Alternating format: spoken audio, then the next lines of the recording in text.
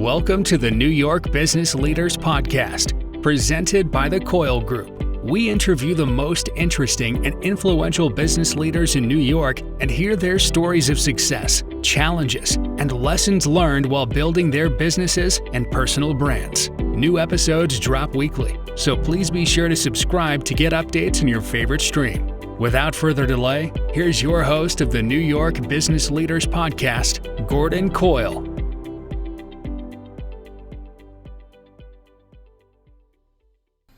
Welcome back to the New York Business Leaders Podcast. I'm your host, Gordon Coyle. In today's episode, I welcome my good friend, Mitch Brill, onto the show. Mitch is a principal of Altium Wealth Management located in Westchester County. He gives us some insight into the conversations he's having with entrepreneurial clients around the different life stages of a business. What are the characteristics of each of those stages? How can you create a vision statement or vision for the future for your business? And a lot more. We also get into the concept of the big why, that famous Simon Sinek TED Talk. We kick around the idea of moving up the org chart, the ceiling of complexity, and a lot of other things, all critical elements of entrepreneurialism and how they connect to a business owner's exit plan and strategy, which is what Mitch's business is focused on, helping successful business owners exit their companies successfully and maximize their retirement returns.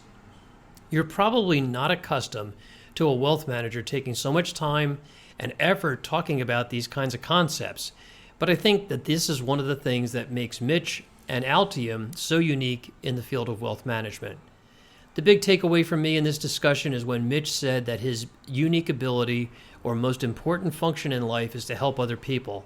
And I can tell you from firsthand experience that Mitch truly does care about the people around him, not just his clients, but everyone he helps. So, thanks for listening to this podcast. I hope you're subscribed, and if you haven't already, please rate this show so others can find it on their favorite platforms. Lastly, if you have an interesting story that you'd like to tell on this podcast, let me know. Drop me an email and let's chat. My email will appear in the show notes below. Thank you, and now on to the show. Hey everyone, I'm Gordon Coyle. Welcome to the New York Business Leaders Podcast. Today we've got Mitch Brill from Altium Wealth Management with us to talk about all things business planning, wealth management, and all kinds of other stuff. So Mitch, why don't you just take a minute to introduce yourself and your firm and what you do? Good morning, Gordon. Thanks for having me on. Really appreciate it. My name is Mitch Brill. I'm a recovering attorney. I've been doing financial consulting for probably about 25 years now. Or almost 25 years. I started my company with three partners in 2010. And the reason we started the company was because we wanted to be a fiduciary. Before that, we were with broker dealers and you couldn't be a fiduciary. So we're a fiduciary. What we do is we create unique financial strategies for people, businesses, and families to help them make more efficient financial decisions. Just as an aside, the company has grown 40% a year since we started it. And I think that's mostly because we're offering something in the marketplace that's not otherwise offered, where it's really about the consulting process. So that's about us. Okay, great. Thanks. That was a good intro. Let's jump right into it. You and I have several conversations often about business owners, end game, exit strategy, and I think a good place to start is defining the life stages of a company and what those are all about. So I'm going to kind of toss that back to you and ask you if you would kind of unpack that for us. Super. Yeah. I think there are four really distinct stages in the life of a company. There's certainly the startup stage. Then you would go into growth mode. Then the mature phase. And then finally transition. So those are really the stages of a business. Okay, so can you give us some context and some characteristics about each of those stages and how that lays out for the typical business owner? Absolutely. And let me first start by telling you that it's not the amount of time that a business has been around that determines the stage of the business. It's really the activities and behaviors that the business owner is executing against that determines the stage of the business. In other words, what the business owner is doing and how they spend their time. So businesses do not have to start as startup companies. If you do, I would say the foundational work ahead of time, you could really start your business as a growth or mature company. So again, business can start as a mature company if the business owner knows what they're doing really from the beginning. So we should talk about that. But let's get into the characteristics that you asked about. A startup company really is the moment that your business stops becoming a hobby and the business owner gets serious about the endeavor and having the endeavor support their lifestyle. If you love what you do, it never has to be work, right? We've heard that a million times. So a lot of businesses start as hobbies. And the other thing that happens for a lot of business owners is there's a technician working in a business. So and this is sort of Michael Gerber's point in the E-Myth Revisited. There are three people in every business. There's the technician, the entrepreneur, and the manager. And one day the technician gets fed up with the boss, usually the manager, and says, you know what, I don't need them. I can do this on my own. So the technician forms the company, forgetting that the manager and the entrepreneur actually did something. So the first day is great because the technician is doing the work the technician loves to do exactly the way they want to do it. But then as the business grows, they need to add more employees, and that becomes problematic because the more employees don't necessarily do it the way they want them to do it. So that's a frustration of the entrepreneur, which is also, by the way, Michael Gerber's subtitle in his book is Why Most Small Businesses in the United States Don't Work and What to Do About It. But we'll talk about more about that as we go along here also. But the activities of the business owner in the startup phase is writing a business plan, figuring out who your who's are. So who's are the people that you're going to delegate stuff to get stuff done that you can't do. So not only do you have to figure out who they are, but you have to figure out, where they live, work, and play so that you can ultimately hire them. You have to figure out what your offering is. In other words, what are you bringing to the world to make your business more successful? And you need to figure out how to communicate that offering to the world. Most successful people that I know spend time in the startup stage figuring out what their vision is, what, their why, what they're doing that's important in the world, what they're offering that's different. Then you get to the growth stage. And here you're launching your business. You're communicating your message to the world. You're announcing it. This is what we do. This is why we do it. This is how we do it. You start to capitalize on the relationships you have. The people that that can help you build your business. You generate revenue during this stage, and the revenue starts to grow and continues to grow at a steady pace. Under the growth stage, the vision that you created, ideally in the startup phase, really takes shape, and it should be checked regularly, communicated often. It should still be in front of you and should still be driving you. And you'd also start in the growth stage on your organizational chart. So, and at the beginning, you're going to be everything in your organizational chart, but ultimately you're going to move up. And then we get to the mature stage. So now in the mature stage of the business, the vision is now coming into realization. You're working on your business, not so much in your business. So you're really trying to improve your business. You're continuing to move up in the organizational chart and leaving other people to do the jobs that are now, frankly, below you. But in doing that, what you really need to do is give that person a system and goals and an idea of what they need to do in their job so they do it the way you want to do it. You hone your processes so that everything goes the way you want it to go. You want it to be duplicatable, if that's even a word. And it, so that you could do this in multiple places in front of multiple audiences. So again, in Michael Gerber's words, you want to build your business so that you could franchise it 5,000 times, but not necessarily because you will, but if you build it that way, it'll set you free. So Michael Gerber would say that you're building what he would call your franchise prototype. So think about it in McDonald's. You're figuring out how to cook the fries, how long to leave them in for, what grease you're going to use to cook them in, all that sort of thing. And you're memorializing that so that you don't have to come back to that piece of the business. And if you think about the McDonald's fries example, so Gordon, you've had McDonald's fries at some point in your life. I know you eat healthy all the time, but McDonald's fries are pretty perfect. You wouldn't go spending more time on them because it'd be diminishing returns. Your franchise prototype should really sort of be built the same way. And then once you've got that franchise prototype built, then you enter the transition phase. And in the transition phase, you might not be working on or in your business at all, but your business is supporting your lifestyle. You will feel at this point that you've accomplished all the things that you want to accomplish in your business. You might be moving on to something else, or your business has reached the ceiling of complexity. Without creative destruction, you can't really make it go anymore. And I'll one little plug here. I've worked with thousands of entrepreneurs in my career. And I would tell you the difference between a good entrepreneur and a great entrepreneur is that a great entrepreneur understands when the business has grown beyond them, when they should let the business go, whether it's letting it go to venture capital or selling it to the employees, or how combining it with another company. But that tends to be the difference between good and great, knowing when to cash out. So that's the transition phase. Got it. I have to be honest with you. I haven't been able to stop thinking about McDonald's French fries. I can appreciate that. I'm right there with you.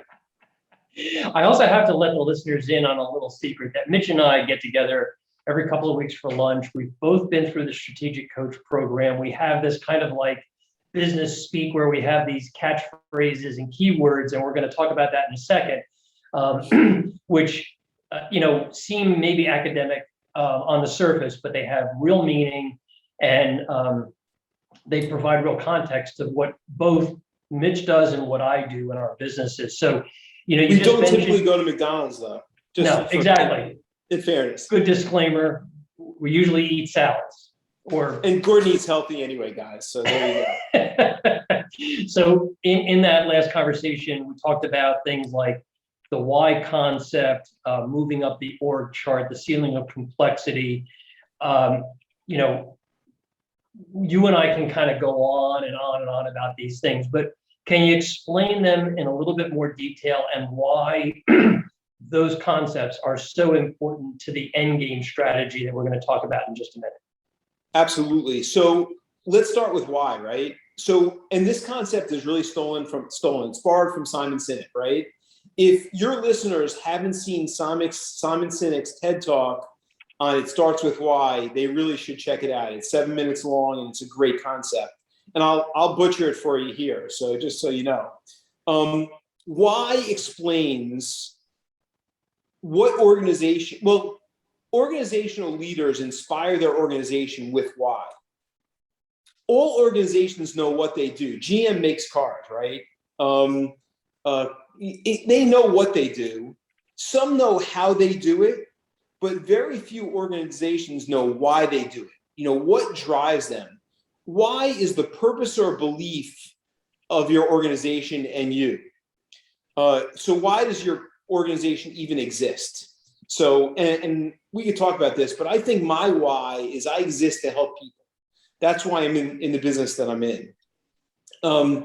So organizations that can explain their why have a huge leg up. And it's a really powerful thing. So think Apple for a minute.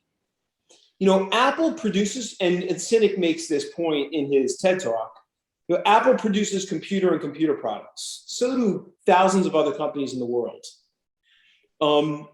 How they do it the same way everyone else does it. And frankly, sometimes their products are more expensive than other products in the marketplace.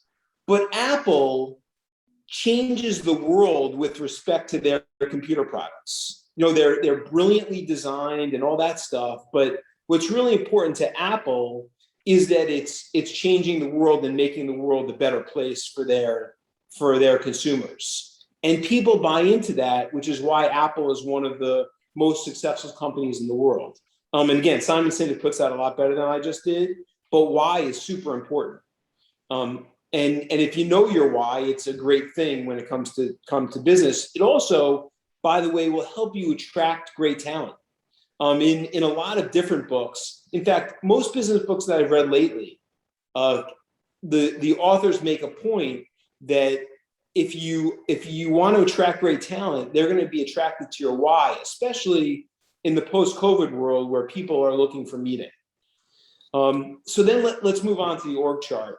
Most small business, when you start hiring one or two people, you kind of give them tasks and they're really working on the overflow. But in Michael Gerber's book, his point, and in Gino Wickman's book, Traction, they sort of make this point as well. You have an organizational chart. You should have an organizational chart at the beginning, even if you're every single person in the organizational chart. The key to the organizational chart is you don't move up on the organizational chart or move out of a position until you really have a method of fulfilling that position. So until there's a job description, until there's process put in place for what that person has to do. So it will also, by the way, allow you to hire lower level employees, but give them the tools to succeed.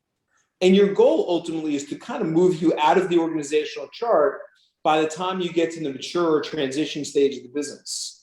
But now you have a business that runs based on the process that you designed. And a lot of people, I'm sure, are listening and saying, well, I can't do that in my business. It's simply not true.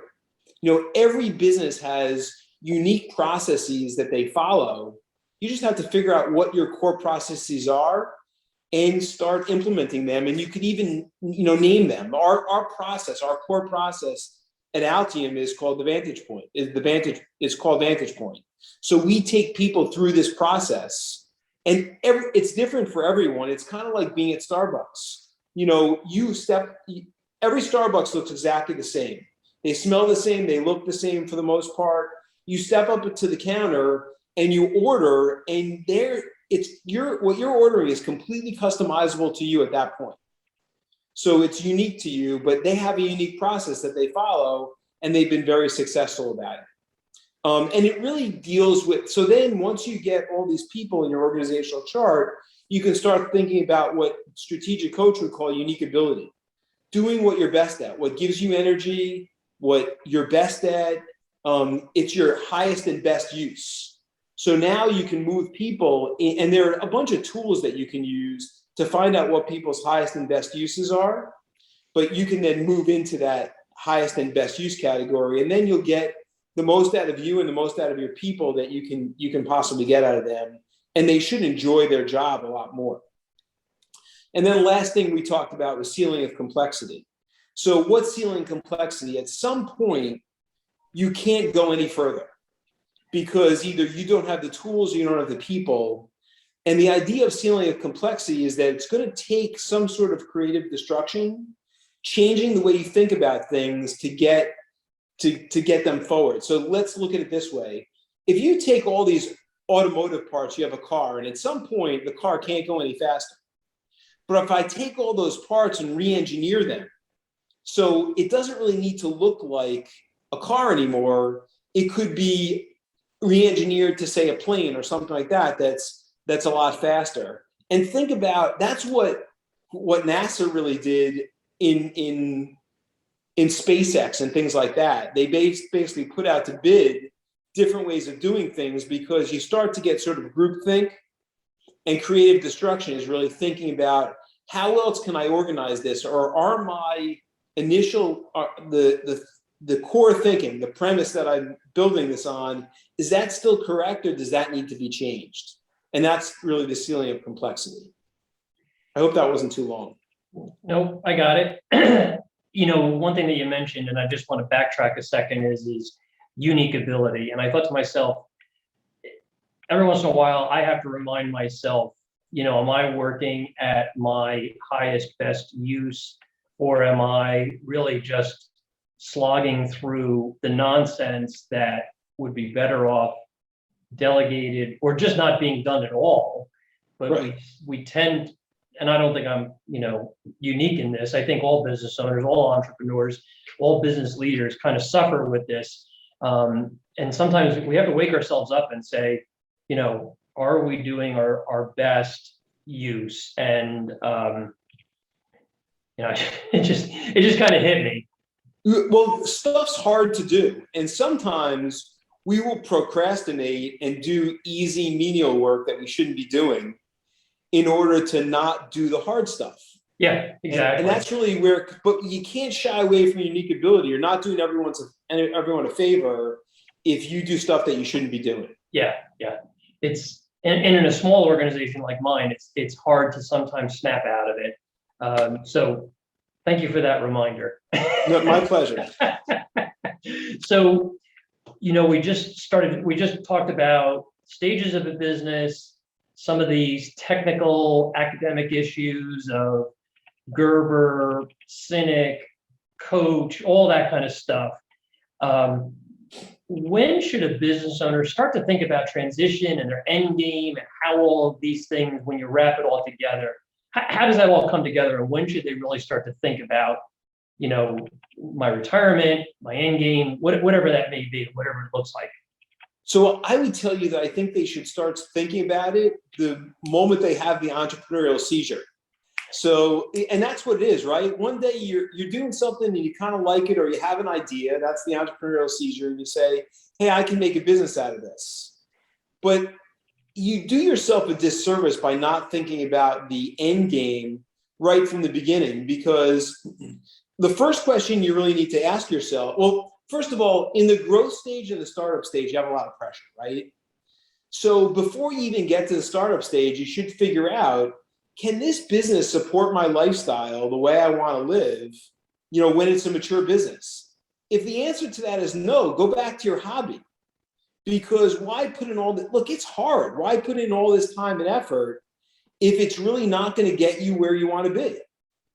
You could literally continue to do the hobby and have it be fulfilling and make you happy, and not start the business in the first place. So that's the first place where you might want to think about, what do I do when I start the business? And it's kind of like this, right?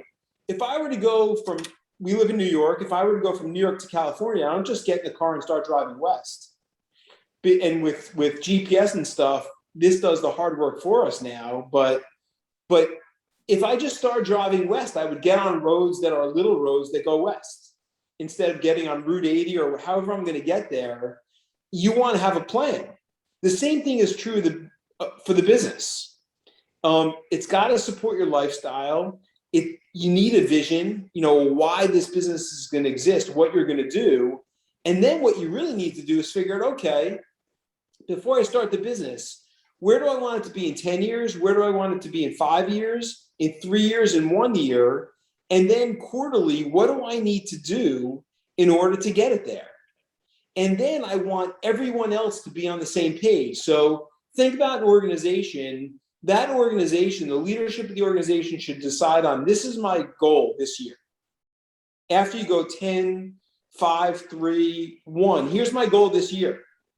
And then the metrics become very simple. Every department has to say, okay, here's how I support that goal. Here's what I need to do to make sure the goal gets fulfilled. And then every person, every department should know what they need to do to support that goal. And it's kind of like, that's the prime directive. And, the best thing, there's a great story about John Kennedy, who goes to visit NASA while he's president.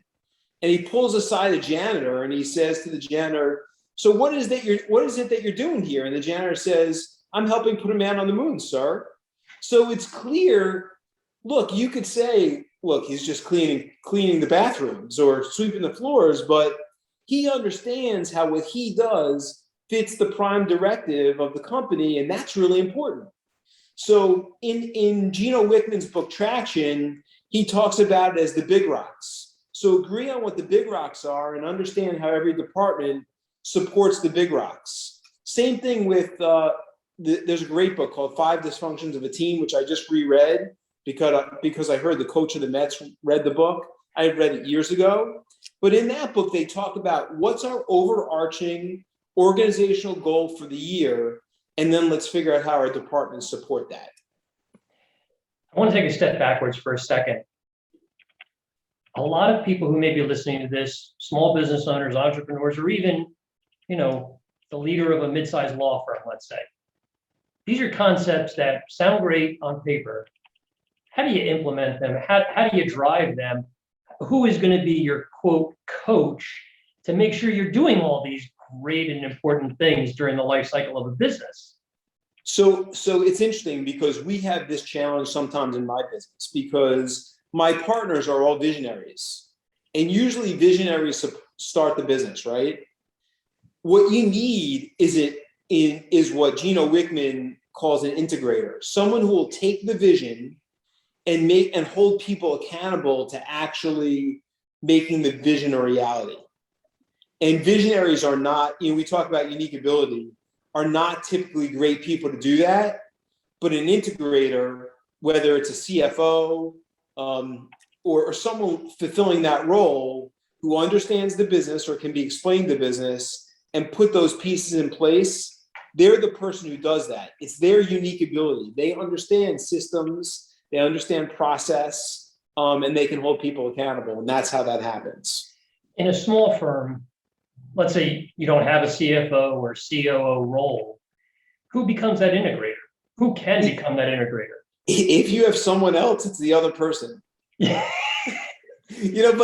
really, let's say you have a small firm, right? And it could just be an administrative assistant who holds people accountable. They don't have to have a fancy title, right? Yeah. They just have to understand what has to get done, who has to do it, and hold people accountable. So it's real important to understand who's responsible for the outcome.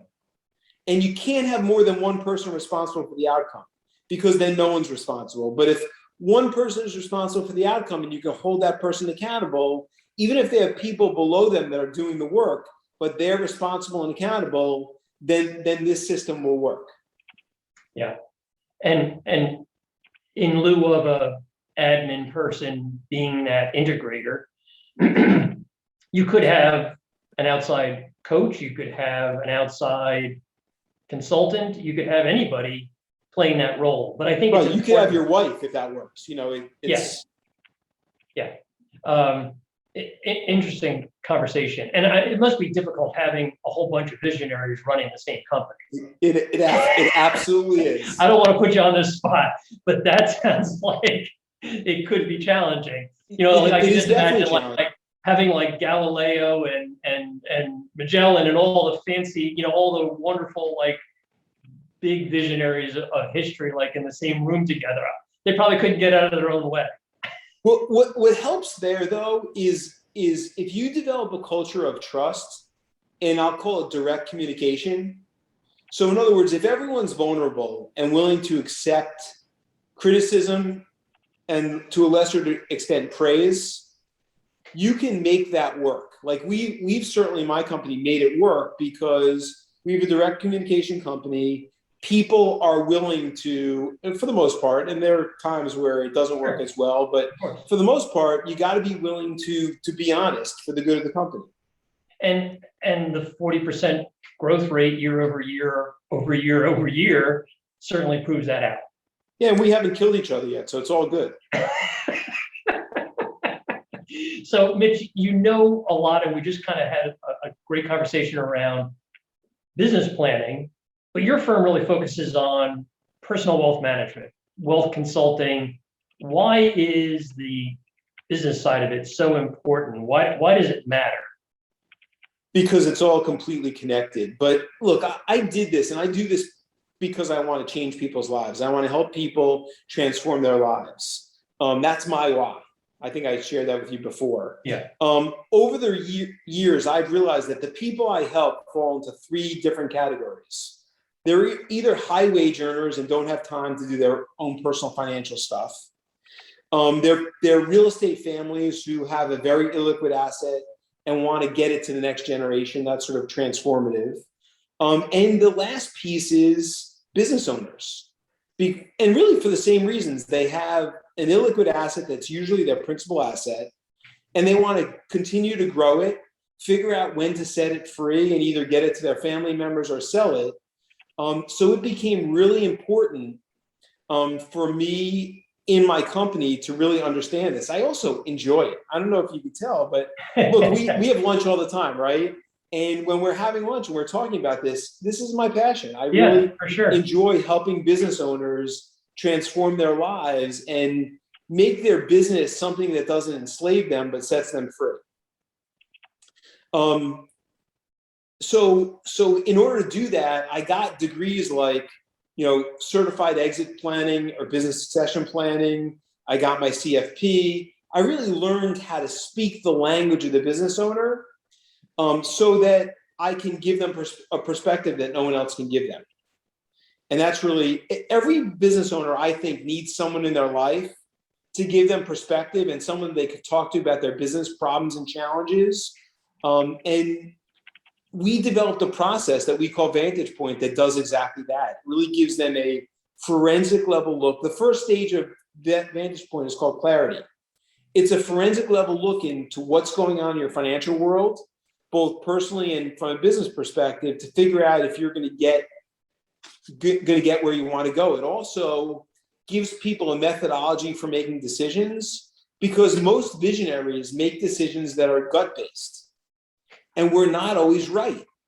So if I have a methodology that said, the other thing is people have head trash that goes along with this.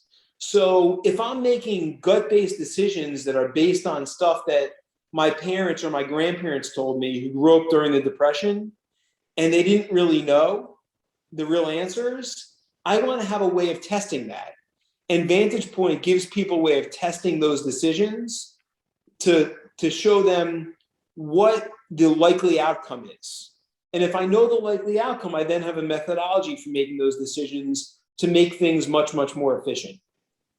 And that's really what we do for people. We give them clarity, confidence, and control of their financial world, and a peace of mind with respect to what's going on. And then they figure out what they're going to implement or not implement, because this is all based on an emotional framework, because people make financial decisions for emotional reasons as well as financial reasons. I'll go to great lengths to understand the emotional piece. So when we craft a plan or a strategy, it's got to fit within that emotional framework, or clients will never implement it. And at the end of the day, we want to help people. If they don't implement some of the stuff that we talk about, then we're not really doing them any good. Got it. I would also imagine that you become a sounding board. Just based on our conversations, our lunches and discussions, which, I really appreciate, you must become just a sounding board for a lot of your clients that call up and say, hey, I'm thinking about doing this. And it may not even be a financial decision. How does that work? For sure. And it'd be interesting and probably not appropriate for me to tell you some of the stuff that we get. But look, I had a client call me this weekend because he was trying to make a decision on some real estate that was owned by a family member that he owned. And he needed to know what to do, right? So he needed some advice. I had a client call just 2 days ago who was going to liquidate an IRA in order to get him through a short-term but more than 60-day issue with respect to another piece of real estate. And, I know what's going on in his world. So I said, you know what, there's a better way to do that. And certainly we figured out a better way. He ended up borrowing money from a non-qualified account he had, which just means it had much better tax ramifications at a very low interest rate. And it was just a much more efficient way to do it than he was going to do it in his panicked mindset and he was panicked. And he had limited knowledge about how this stuff would work. He was great at what he did, but he wasn't great at what I do. And in fact, it was kind of refreshing for me, because at the end of the conversation, he said to me, that's why I call you, because it was a better way to do it. That's a good feeling, for sure. That's why I do what I do. I love to help people, and that's my way of doing it. But if I can figure out a way to save them a lot of money on taxes, I'm going to do that, every time if we can do it. Mm-hmm. Mm-hmm. So a really simple strategy that worked. Yep. You hadn't considered.